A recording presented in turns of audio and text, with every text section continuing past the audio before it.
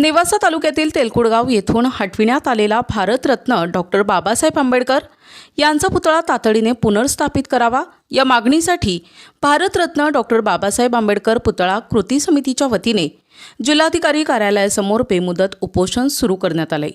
पुतळा हटविल्याप्रकरणी संबंधित अधिकारी कर्मचारी तसेच पुतळा हटविण्यासाठी तक्रार करणाऱ्या व्यक्तींवर कायदेशीर कारवाई करावी, ग्रामपंचायत हद्दीतील सीसीटीव्ही कॅमेरे फोडणाऱ्यांवर गुन्हे दाखल करावेत आणि प्रकरणातील आरोपींना मदत करणाऱ्या अधिकाऱ्यांवरही कारवाई करावी अशा मागण्या आंदोलकांनी केल्या आहेत। पुतळा 3 महिन्यात पुनर्स्थापित करण्याचे आश्वासन जिल्हाधिकारी, पोलीस अधीक्षक, जिल्हा परिषद मुख्य कार्यकारी अधिकारी, तहसीलदार आणि पोलीस अधिकाऱ्यांनी दिले होते। मात्र अद्याप आश्वासनांची पूर्तता झालेली नसल्याचा आरोप समितीने केलाय। पुतळा पुनर्स्थापित करून संबंधितांवर कायदेशीर कारवाई होईपर्यंत उपोषण मागे घेणार नाही असा इशारा कृती समितीने दिलाय।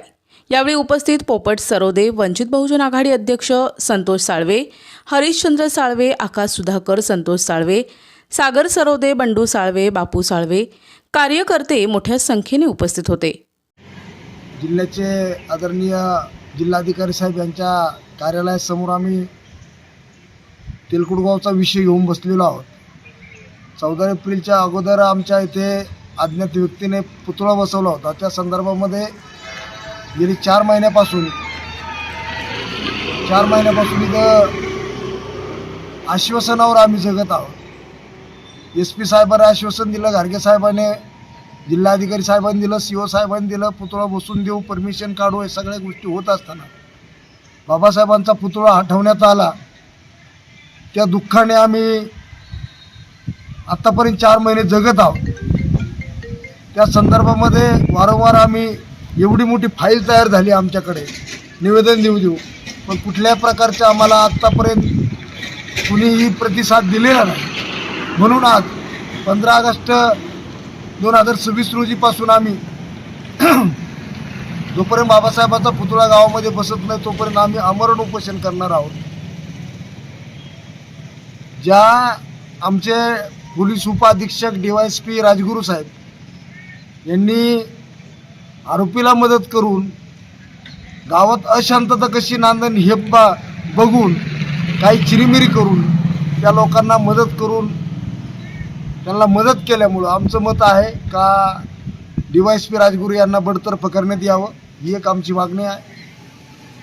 दुसरा मुद्दा, आमचा पुतळा बसला पाहिजे आणि जर आमचा अनधिकृत होता तर बाकीचे अनधिकृत पुतळे आहेत। अजून ज्या लोकांनी स्वमालकीची जागा ग्रामपंचायतीची असताना स्वमालकीची म्हणून ज्यांनी दिशाभूल केली शासनाची, प्रशासनाची, अशा लोकांवर बी गुन्हे दाखल व्हायला पाहिजे। काही लोकांनी CCTV फोडले बाबासाहेबांच्या पुतळ्याजवळचे, जे लोक कॅमेरामध्ये आहेत, व्हिडिओ शूटिंगमध्ये आहेत, त्या लोकांवर कुठलीच कारवाई झाली नाही। आणि दलितांना तिथं काय म्हणता येईल आपल्याला, अगदी त्यांच्यावर गावामध्ये बहिष्कार टाकल्यासारखी परिस्थिती आहे। आम्हाला गावामध्ये खूप वाईट परिस्थिती तयार होऊन आमचं इतकं सुंदर गाव असताना काही त्या मडीचा एक सरपंच येऊन मरकड तिने गावामध्ये येऊन आमचे घाण केले, गाव वातावरण दूषित केलं।